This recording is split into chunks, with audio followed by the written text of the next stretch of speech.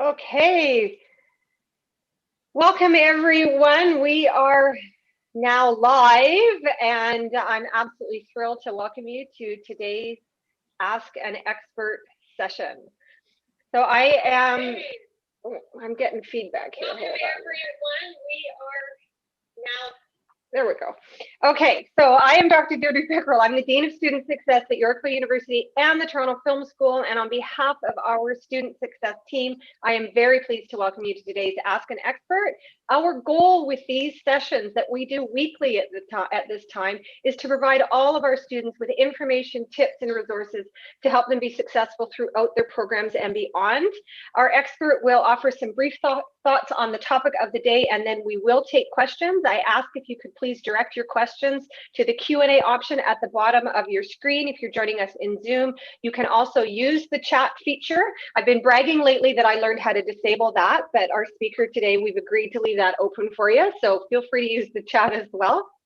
Just as a reminder, November is Canada Career Month, so this is a time when Canadians come together to highlight the importance of meaningful work, and in a way to celebrate those of us who work so hard to ensure Canadians are better prepared to develop and manage their careers in an emergent and sometimes chaotic labor market. And our expert today is absolutely one of those people. Gregg Taylor will not disappoint. Gregg is a registered clinical counselor. He's actually a graduate of Yorkville University's Masters in Arts and Counseling Psychology program. Gregg is a career coach, a workplace mental health expert, and is past president of the BC Career Development Association. And Gregg played a key role in the development and launch of the BC Career Development Practitioner Certification Program and has over 20 years experience in delivering career development and job search program. And so Gregg, welcome to our Ask an Expert. Thank you so much for being here with us today. I'm going to mute myself and turn it right over to you so that you can present your topic, which I know people are really excited to hear about today. You're muted, Gregg. Hold on, unmute. You'd think after 6 months of Zooming with people and webinars that I would have that all down by now. But just to repeat that I'm really excited to be here. Thank you so much. And it's really great to be part of this. I'm happy to support Yorkville University. Of course, as you mentioned, I'm a graduate of the MACP program that I actually did back 2012 to 2014. And so it's been a little while, but again, something I did later in life, and something that's actually been a great boost to me pursuing my passions and also in building my career. And so I'm very grateful to Yorkville and the program there that just fit perfectly for my time, learning style, and stage of life. So it was perfect. And so when I was asked about contributing to this kind of career month series of webinars, I was thinking about, career theories I could focus on, or, I like to teach stuff. So, slides and information. But what I decided to do this time is, I'm 58 now. I've had some years under my belt of career and work. And I thought sometimes it just takes hearing a good story about somebody's journey to learn the reality of some of the theories that we end up teaching about in the career world. And so that's why when I thought back over my career, I came up with this title, Career Risks, Rewards, and Resilience, and lessons from a real life journey, and really demonstrating that career is a journey, and that it's a state of mind in how you're approaching your work in your life, rather than a single destination, meaning a single job or job title or company or particular role. And those all contribute to the career journey, but it isn't necessarily defined by those single ones. And so when I think about my life and my career, if you said, tell me about, your best job ever. When I think about it, my best job ever goes back to the ages of 15 to 22, because I was a lifeguard at an outdoor pool during the summers, during school and university. And it may sound just fun and frivolous, but when I thought back about my life and jobs I've ended up in and career paths I've ended up in, it actually kind of mimics and was a kind of a foreshadowing of the kind of work that would really kind of set my passions off as I worked through work and life. And so one of them was that I had a higher mission. So I was participating in an important mission with lifeguarding, that I was helping save lives well, I didn't have to do a lot of that at an outdoor pool, but I was contributing. There was a higher mission of protecting people's health and well-being, and also helping people with fitness and recreation. There was also the part there that was public contact and customer service, which has always been a part of my approach and something I love to be able to do in a practical way, helping people. I was teaching swimming lessons to children, teens, and adults. And so I actually got to teach people and actually help them learn skills and progress. There was competition because we would have swim meets and diving meets against other pools and organizations. So we were organizing events and competing in that kind of healthy way of wanting your team to win, which is what you want to do in business or any other setting that you work in. And also there was the setting that I worked in, which was pretty fabulous, working outside in the summers. And and so it was mostly good, except for those cold, rainy days where we'd all be huddled around a heater in the pool office, praying that no parents would show up with their little kids and have to go into the pool. But there was Mrs. Swarsky and her daughter, and inevitably they would arrive. So every job has its pitfalls too, but I like to reflect back to that to say when you kind of get further into your career, you're more able to in a relaxed way look back over your life and stop and say, okay, it's not all about looking forward and climbing. It's about looking about your life, your legacy, and realizing that every job that you have makes a contribution to you, who you are, to what you're learning and to what you do. So to leap forward a little bit, I ended up going into a business program. So through my journey through school and college, ended up doing a Bachelor of Business admin at actually University of New Brunswick in Fredericton, and graduated with that and ended up getting into marketing research in a head office in Montreal, where I was living and grew up. And ended up realizing as I was working in that field that it wasn't going to be enough for me to progress in marketing and without getting sales experience. Everyone was saying, well, have you ever sold anything? And to get more advanced into marketing. And so partly due to the fact that I wanted to progress in my career, sounded like a good idea, partly because it was an adventure, because if I got into their sales division, I'd probably be moved to another region of Canada. And also when you're not so sure about your life and your stressors and everything else, sometimes just escaping sounds like a good idea too. So I ended up applying to sales and moving out west, and got initially to Winnipeg and then eventually to Calgary. And I worked in the sales division selling medical and products to hospitals. And so that was a whole new leap. And there were parts of that job that were really great. I was able to do a lot of customer service, helping people. I ended up in territories where there hadn't been sales reps for quite some time. And so I got to build relationships. I got to train medical staff with our products. And there was that higher mission again about the kind of nature of the work in healthcare. The downside was that as I got into those jobs, as I spent more time in them, the push became more and more about hard sales, right? So it was about signing the new contract, renegotiating pricing, finding new customers. And so it became much more of an extroverted sales role than I was really good at. So I succeeded early in the job because I was going into territories that needed that customer service kind client care. But as the role progressed and I did that, then it was much more pressure. And to be honest, just, I don't know where other people are at in their journey, but I had a major life meltdown at that point. I was in my 20s. I thought I was in this career path that built from university on. I had committed to people that I would do well at this career, but I ground down. The nature of the job just was not a fit for me. I didn't know how to talk about that with people. I moved away from all my supports and family. And so I really had a serious meltdown at that point, and mental health problems and some addiction issues that flared up at that time. And so some of the reality of career is that it doesn't all go easy, even with the best of intent and the best choices. And so it may take time to recover, to recuperate, to make a transition. And so, so I wasn't able to work for some time. And then I realized, well, usually you realize you need work. No matter what your state when you run out of money. And so there was a period where I had to then decide, what am I going to do?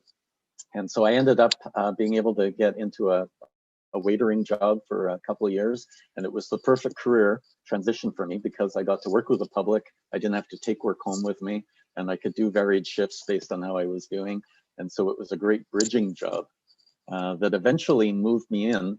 So career is about, lucking into some career passion early, then having bridging positions if something doesn't work out, but then bridged into small business consulting and doing work in that field.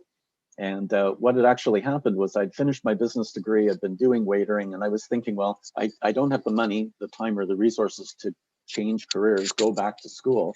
So how am I going to use my business degree? But I realized through all of that work that I really wanted to be helping people and training people and supporting people. And so I was looking at doing that with my business degree, and I thought, well, at least if I'm working with small businesses and small business consulting, then that would be a way to be able to contribute what I know to help people. And so I ended up with a couple jobs. And just as a job search tip, right, sometimes it's just perseverance. I didn't have any contacts in that field. And so what I did is I actually went to trade shows for small business and went to all the companies that were there, including printing companies and other companies, and telling them who I was and what I wanted to do. And so I went around to all kinds of different organizations and told them what I wanted. And one of those companies, a printing company actually, wanted to expand upon the printing they did for small business and actually develop a consulting division. And so I was hired by somebody they had spearheading that, and ended up doing small business consulting work, and then ended up connecting with another person who did small business consulting workshops. And so found a way to progress in my career with what I had, but closer to my kind of interests and my passion. And so sometimes it's about, bridging into your next phase. And so that really business consulting phase was it. But over time, I realized some of the work was still not exactly as aligned as what I wanted to be doing in terms of helping people. Some of the small businesses just wanted me to do the paperwork with the banks or in corporations that they didn't want to do themselves. And often there were other people doing the training. And so I was selling people into courses and trainings. And so I thought, okay, better, closer, but not quite it. But if you're open and mindful, and with today's resources for career resources, career coaching support, Deirdre Yorg's apartment at Yorkville, and being able to get help, it's really an important process, because I had been evaluating my options and realizing I really wanted to be more engaged in helping people, but not having a path for that. And so sometimes it's about taking risks and not missing an opportunity. And so at that stage, I was feeling a bit stuck, right? I didn't know how to make this next transition. And one day a guy came in to do an incorporation for me to do the paperwork they didn't want to do. Not my favorite thing. But in the conversation, he said, oh, well, this is a side business I'm going to start up. I actually own a training company.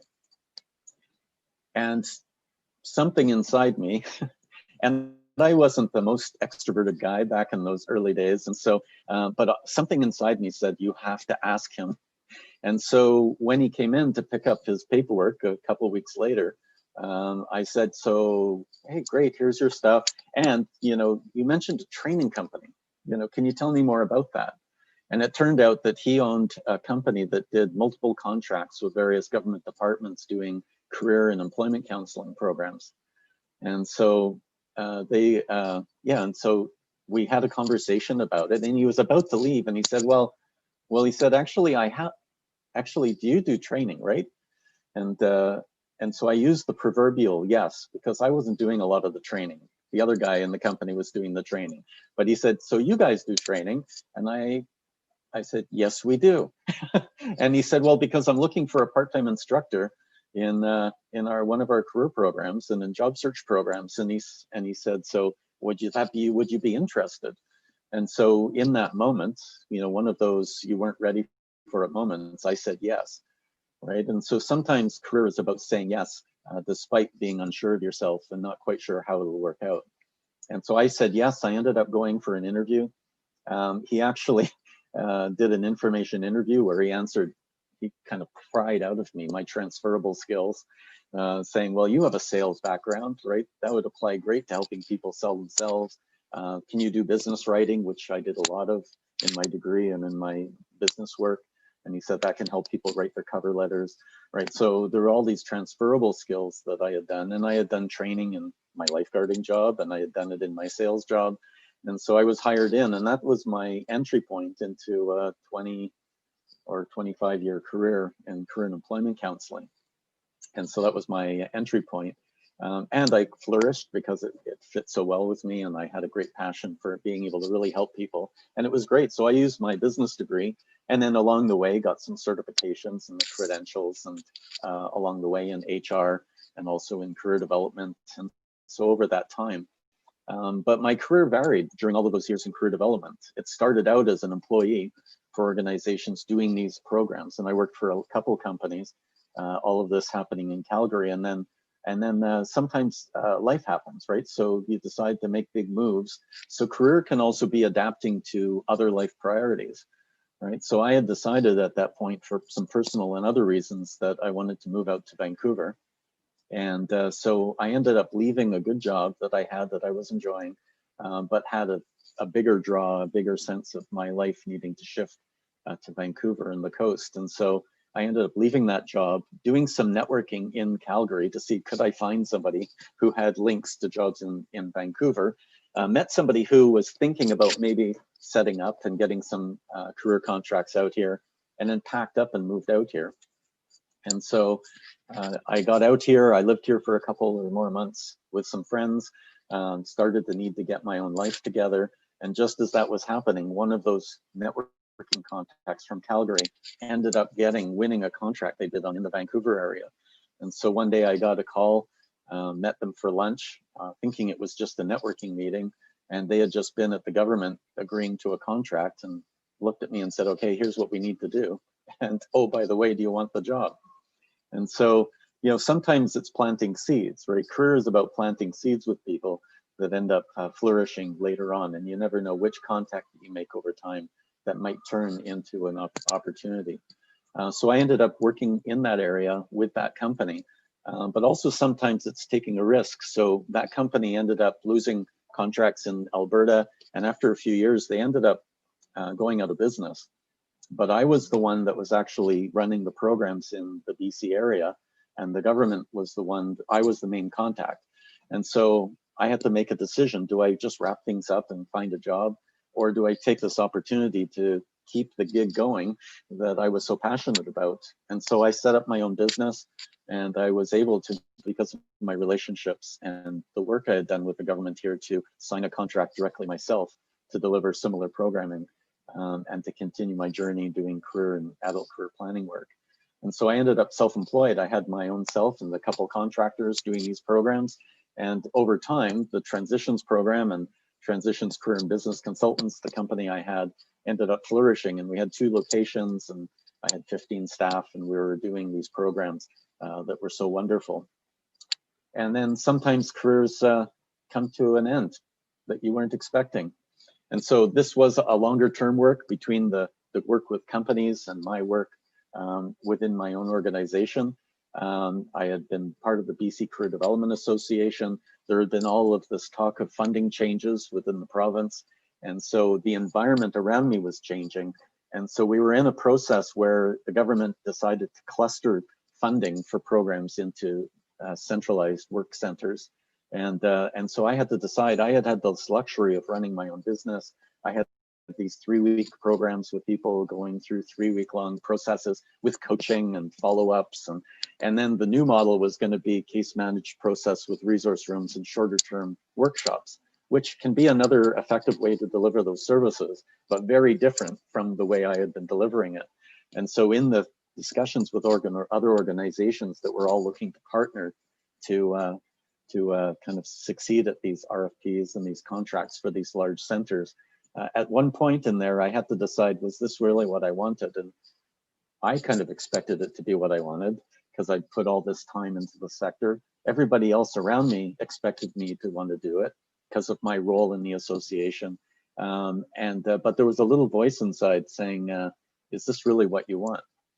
Is this the evolution of what you want to do? And will this change? Although it seems like logically to all those around you and in a progression kind of way, what you should be doing. And I had to make a decision at that point that it wasn't a model and or a way of working that would have best fit me.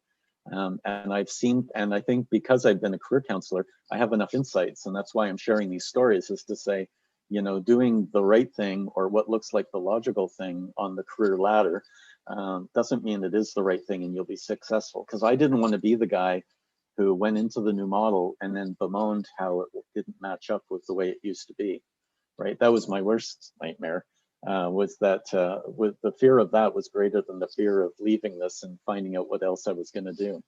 But making that decision to sell my company and to leave that sector in that formalized way actually provided me the freedom to suddenly say, what about that dream you always had of progressing the caring and helping people piece of your life by going back and doing a master's in counseling?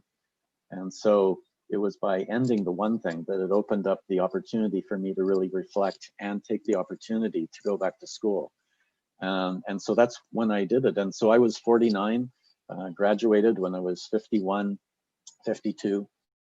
And so one of the things I'd like to share is that it's never too late either, right? I think one of the things I hear from people is, well, it feels like it's too late. Everybody's stressed about their career and they think it's too late. And I talk to people in their 20s, right? And for me, that's just the starting point. And they feel like it's too late. They didn't get a job right out of university, or they didn't go to university, and they're feeling like, oh my God, I don't have a career established, it's too late. I talk to people in their 30s who have been done interim jobs or got into a track of a career that was great while they were younger, but maybe not so much something what they want to continue. And so they're feeling like, you know, it's too late, right? And then you get people in their 40s and 50s thinking, well, I put all this time in a career, so now it's too late. And then you get people in their 50s, 60s, you know, and saying, well, I'm older now, I don't have enough time, right, to do a lot, so it's too late. So everybody's in this ballgame of it's too late. And so my message is it's not too late to have awesome experiences, to have new adventures in your career and work life. And really it's, I think, ingrained in our DNA somehow societally that career is a ladder, right? That we're climbing the ladder. And really, career is a lattice work, right? The world of work is this broad spectrum of careers that crisscross across the span of work and life. And so that's really what I've done, right? I've been in the recreation field doing my lifeguarding. I've had my sales jobs in marketing and business, but skills from that actually got me into the field, even though a different one, right? So all of those sales skills, people skills, training skills, transferred over into the career and employment field, and were the foundation I built that career on. And then all of that people work and training, once I got my master's in counseling and my business management, got me into my new field where I am now. And so now I'm a director of counseling programs at Family Services Greater Vancouver in Vancouver, and also president of FSEAP, which is a national employee assistance program providing one-on-one counseling to employees and their families through 1-800 number, and counseling sessions, and also workplace mental health programs. And so that last chapter, I had left my work. I had gone back to school. And as I was going back to school, I worked with a variety of organizations, doing some side contracts and training in the career field. But it was, you know, me working at home on my courses and me working at home as a consultant. And that was a little too much of Gregg without some people and team environment. And so I realized I needed something to sustain me that wasn't all self-directed, where I had a kind of a place to be. And so that's when I started to look for work. And there was this little ad for a role as an account manager for FSEAP in the Vancouver area, to be able to manage contracts for mental health program contracts, employee assistance program contracts for organizations. And so it was an opportunity for me to say, well, can I do this role? Because I've been doing employment counseling, I have owned a business, but how do I fit this role? And the role was really about some sales, and it was about account management and managing those contracts. And some of it was about the mental health and training and kind of developing training for organizations. And so I was able to go in that place. And you know, when you're writing your career, when you're in your 50s, you start to think about what you should be dropping off your resume. Because, you know, do I want to put something that was in 1980? I don't think so. because, you know, we want to show our age. And so, but what I realized is my very first job out of university was, remember that sales job. And my title back then was account manager. And so I decided, what the hell, I'm doing this. I'm putting my career spectrum out on display, and I'm going to just say, here's who I am, and by inference, here's how old I am. And so I put in my application, and it turned out that I was exactly what they were looking for. They were looking for somebody with more maturity to be able to deal with the kinds of clients that they had. They wanted somebody with business background, sales, kind of account management background from way back in my career. They wanted somebody with mental health training and experience, which I had somewhat from my HR and career development consulting and training work, but also from the program I was in the midst of completing. And when I took this degree, I was thinking, you know, well, this will give me my chance to be a therapist, right? I'll do my master's in counseling, and I'll just go off and start seeing one-on-one clients. And it turned out that that's not what's the next step. The next step was me taking this 4-day-a-week job, being able to do account management while I finished my master's program. And just as that was all completing, I'd been in the work for a number of years. As I finished the degree, my predecessor in my president role ended up early retiring out of the blue. And so they retired, and they asked me to step into the role. And it was a kind of accumulation of me being able to achieve my degree in the present, but also the years of experience in the past. And so a field I didn't even know existed, the whole EAP, workplace mental health area, because I had never had those programs as a self-employed person without those kinds of benefits. Suddenly here I was working in a new field, and being able to apply all my skills and to really believe in the mission. And not only that, but it wasn't just in the corporate side, it was actually an EAP program, and we're the only national not-for-profit provider of EAP services. So my care about community and caring for people means that now I'm in a not-for-profit organizations, Family Service Greater Vancouver, where this is a division of what they do, and our net proceeds go back to support other community-based programs. So this role ended up right when I thought, okay, here I go off into a new direction with the individual counseling. I've ended up in a successful role. So probably, you know, in terms of, you know, traditional career, the title of being a director and the president of an organization, the income, right? All of those things ended up really ending up fulfilling in a way that I couldn't have expected or anticipated or written out, you know, 10 years ago on a piece of paper where I'd project my life to be. And so here I am, able to lead others now, mentor others. I'm able to impact people's mental health and well-being, which was a passion of mine. And I also have in my back pocket my master's degree and the ability to do individual counseling. And so, you know, I don't see my career ending, right? I think my career will end the day I end, because I'm not going to suddenly stop being who I am and stop wanting to contribute. And so my ability to be able to do one-on-one counseling with people with the degree that I have and the registration I have, thanks to Yorkville and all of this process, I'll be able to do into my retirement as I decide to kind of leave the more kind of structured world of work. Then I'll be able to start a private practice and work to the level and the amount that I want to as I go forward. And that was part of the strategy of thinking about the career and the degree, was something that would provide me flexibility moving into the future.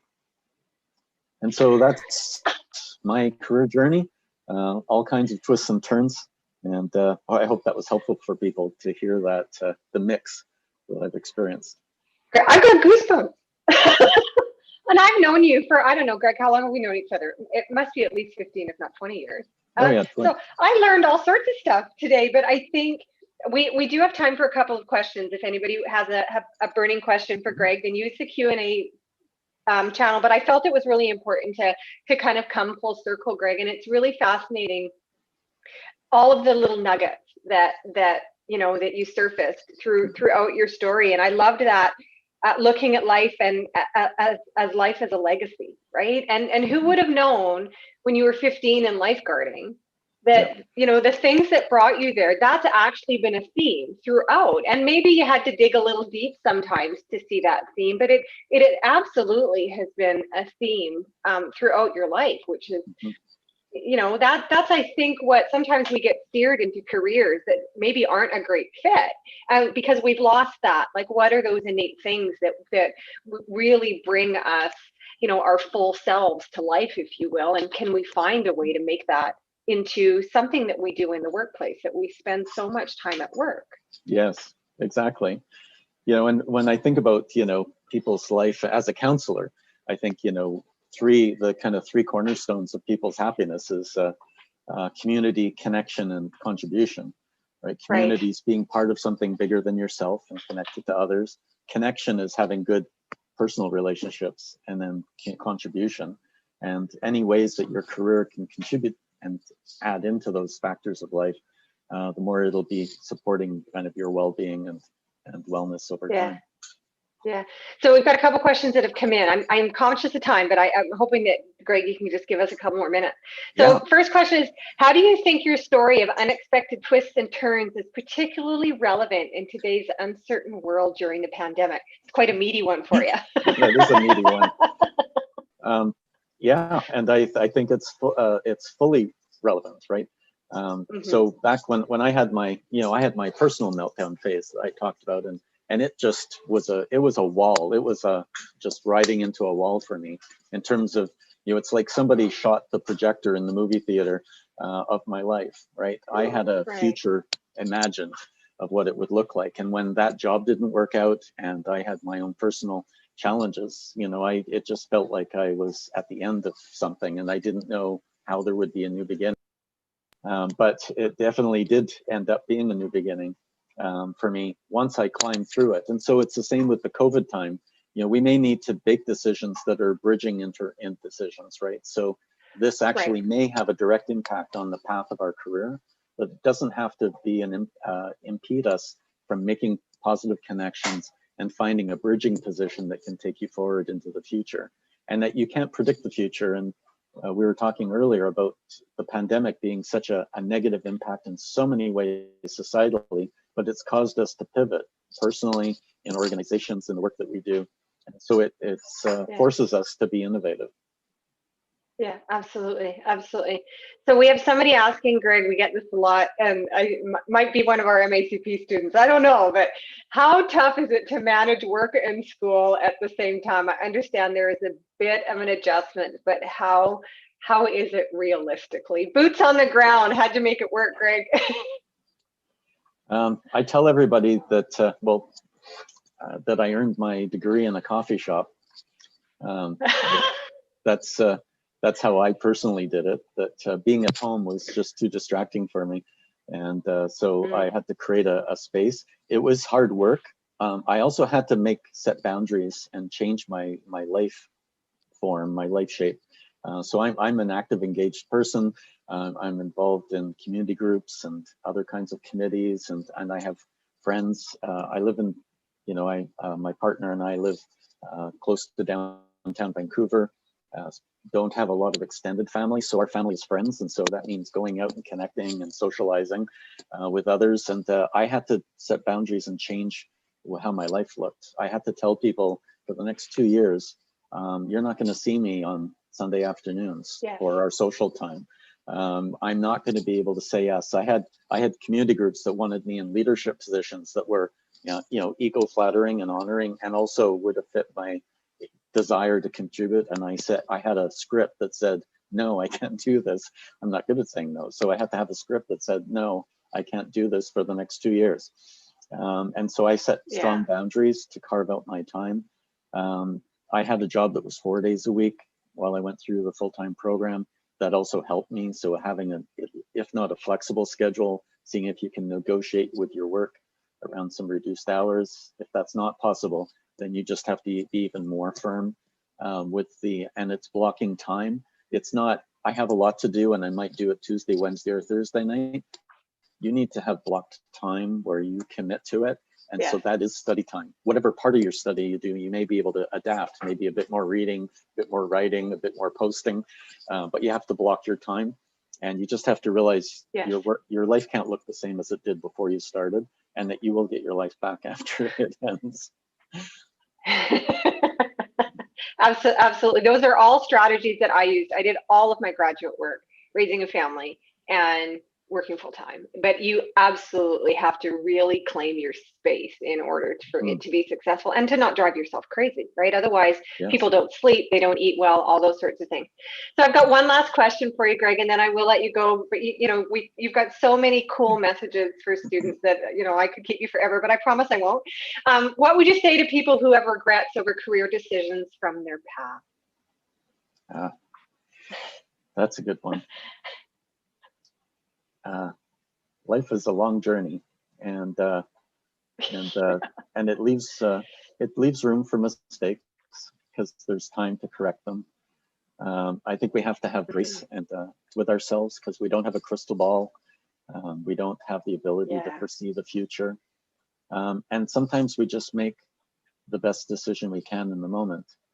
And sometimes that was a really crappy decision. But it was the best one we could make. It wasn't a good one, but with what we knew at the time, or desperation, whatever, and it's the too late thing, right? I think we buy into the fact that because my path doesn't match the projection I'd made for myself, doesn't make it a failure. It doesn't take away from my value as a person. It doesn't take away from the potential opportunities I can create. And so sometimes we need to let go, right? Part of, it's like a relationship, right? When we talk about people being on the rebound, people lose a job and then they scurry so quickly into looking for a new job that they get it, but in the same mindset, the same experience, the same pathway that they were in before, and then wonder why they aren't happy in the new place just because it had a different face, a different name. It was the same thing because we didn't learn enough new about ourselves. So that's why the transition process that people can go through, right? The endings, have I really let go of the past, evaluated what happened and why, but really just let go of the past? Have I, forgiven myself, forgiven others? Have I really come to a conclusion to let that go? And then in the midst of that, say, well, now who am I? And what's important to know about myself and where I go next? So that as I start to make new decisions towards new beginnings, I'm making them based on a new mindset of who I am. And so I think if people have regrets like that, then I would say it's a good time for a meditation, a journaling, a session, a counseling session with somebody to be able to finally grieve. You're allowed to grieve making a mistake and that it threw you off course, but do it, right? You're allowed to reconcile, okay, as much as I try and excuse it, I made a crappy decision, but it was because of these factors. And then wrap it up, and you don't forget it, but you make it just a part of your story, a part of your journey. Did I think leaving that sales job and having that mental health breakdown, was I going to have a successful life from there? At the time, no. I thought I'd done it to myself, but there were time and opportunities and a full life of amazing adventure after that. So that's my encouragement to people. Yeah, absolutely. It's almost like we need to, what do we mean by regret, right? Like I've learned that coming to the end of my doctoral work, I was in a car accident, and you just don't think I was going to completely change quit school, and all of these things happen. But what do you learn from that? Like, there's always, I think, a nugget of wisdom to take from some of these experiences. So Greg, just one last thing. We have somebody that has commented that she's just applied to the MACP program. So welcome Jackie, and very much appreciate all that you've shared. 49 and feel so encouraged by your story. And Greg, I literally have goosebumps. Like, this has just been amazing. I've got pages of notes, all of the little nuggets of wisdom that you've shared with us today. I deeply appreciate you coming and spending some time with us and sharing really such a personal story. I think that it was very also brave of you we're live streaming on YouTube, my friend. So I think it's fabulous, and I so deeply appreciate it. And I also appreciate every minute of the day that I get to spend with you. And it was really good to be able to see you. It's been too long. So thank you so much, Greg, for doing this. I appreciate it. Thank you. Yeah, everyone, that's the end. I know that there's questions coming in and we just do not have time. I'm so sorry. Next week, we welcome Amit Pradhan, who's one of our Yorkville instructors, and he's going to talk about the evolution of employability in a post-COVID economy. I'm not sure what post-COVID is at this point because we can't seem to get rid of this thing, but you know, we have to have hope for the future that at some point we're going to be in that post-COVID economy, and Amit's going to give us some tips on that. In the meantime, enjoy the rest of your day. Have a fantastic weekend. And Greg, once again, thank you so much, my friend.